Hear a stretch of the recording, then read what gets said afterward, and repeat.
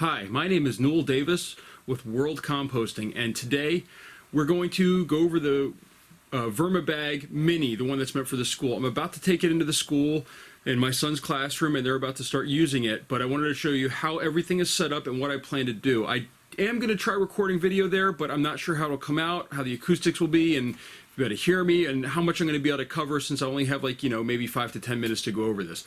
So let's go and take a look at this system. I'm going to show you how I'm going to set it up for the classroom, okay? So here is the bag right here. Let me just come over a little bit. So last time I showed you, this was white. I painted it. Now when I painted it, I had all of this together. I had it outside and I sprayed it with this Rust-Oleum paint. So this is what I used. I already had some of it from painting something else, so that kind of reused stuff. I like doing that.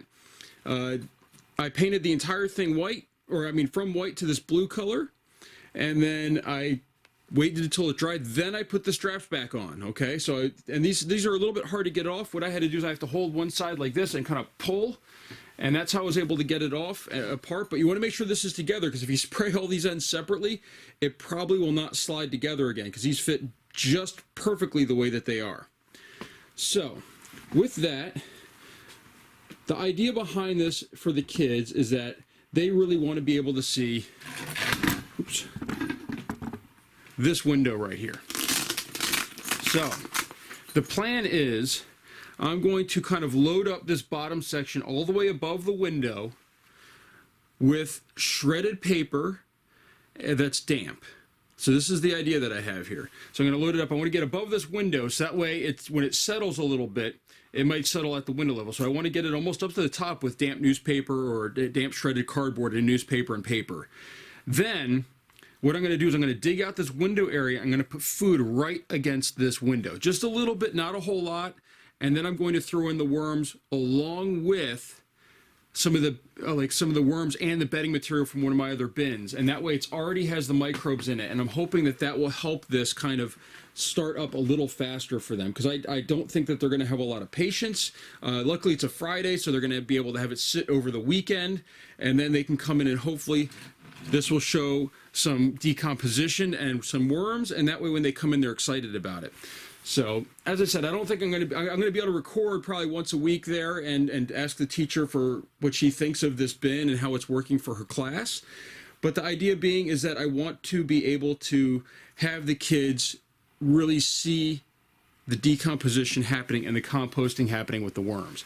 I need it to happen fast to contain their interest, because they're little kids, and at the same time also they're going to be wanting to check on this like every 10 minutes probably. So they're going to be very excited about this. They already are, from what I understand, because my son's in the class. He's told kids that I'm coming in to show this, and we'll see how it goes. So that's the plan. We'll see how well it works out. We'll see. Hopefully they don't have any issues at the school, because if they do, I'll have to bring this right back home. I'm actually taking this fully assembled. I think this will fit in my car actually upright like this. So that's the plan. I'm not going to go over the bag at all and maybe a little bit on how it works, the fact that it's tapered and things. But as I said, these are little kids. We're at 8 years old, it's between 7 and 9, and they're not going to fully understand the mechanics of the bin, and they're not going to care. They're going to care more about the worms and how the food breaks down, and they're probably going to want to touch the worms and things like that. So they're a different age group than like maybe a high schooler or a middle schooler that might be very curious about how this works. So that's the plan, and we'll see how well it goes. And keep watching my videos and subscribe. Thank you. All right, so I took the VermiBag system, the mini one, to the school. I didn't record while I was there. I thought it would be too hard with the kids moving around. I don't really want to break a camera, because I would have had it set up on a tripod, and there were a lot of kids moving around. They actually brought in a second classroom to view what I was doing, so I'm really glad I didn't bring in the camera. It was a little bit crowded with everyone around the bin or the bag, and it worked pretty well. I went over some of the basics. So if you ever do this for your classroom, I went over the basics of where these worms live. They don't live underground. They live in the leaf litter on the surface. So that's why we're using paper, and we're not bringing in soil and making a huge thing of soil for them to live in. That's why they live in the paper, and then what they eat and consume, such as fruits and vegetables. I said not to put citrus in; it's sort of small for that, and I'm not adding a whole bunch of eggshells or anything like that. I then put in the shredded paper that I already had. I then put in a handful, or I should say more than a handful. I put in a container full, probably of compost or vermicompost and worms with a little bit of paper from one of my large bins that already had a lot of worms in. I put kind of some food on the top to kind of concentrate them and scraped out a huge handful, probably around, between 500 and 1,000 worms. It's hard to tell. And then after that, I put those in there. I sprayed it with some water to get it a little bit wet.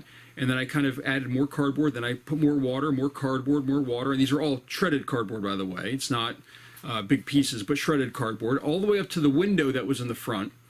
And then I took lettuce, and it was very little lettuce. I said I didn't want to add a lot of food because, the worms are acclimating to the bin. I don't want to just like throw in a ton of food and have it go bad and smell really bad in the classroom. So I put that right by the window, and then I piled up the paper on top of it. So that way it would stay there, and that way they could look in and continually look in to see how that lettuce is breaking down and if there's any worms by it.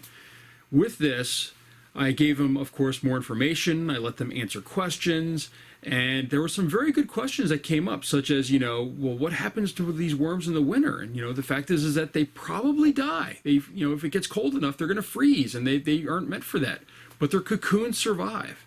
So things like that. And there were some very good questions about why I do this. And I've never really stated why I do this. And I think I might put actually a video on the front of my page. But the reason why I do this is that I care about the environment. I don't really want to throw out something that also is usable. I mean, like, when I throw a banana peel down in the trash or down a garbage disposal or something like that, it costs money to remove it from my house, from the trash bin, or it costs even more to remove it from the water system if you throw it down a garbage disposal. And on top of that, it's something that is actually useful for me.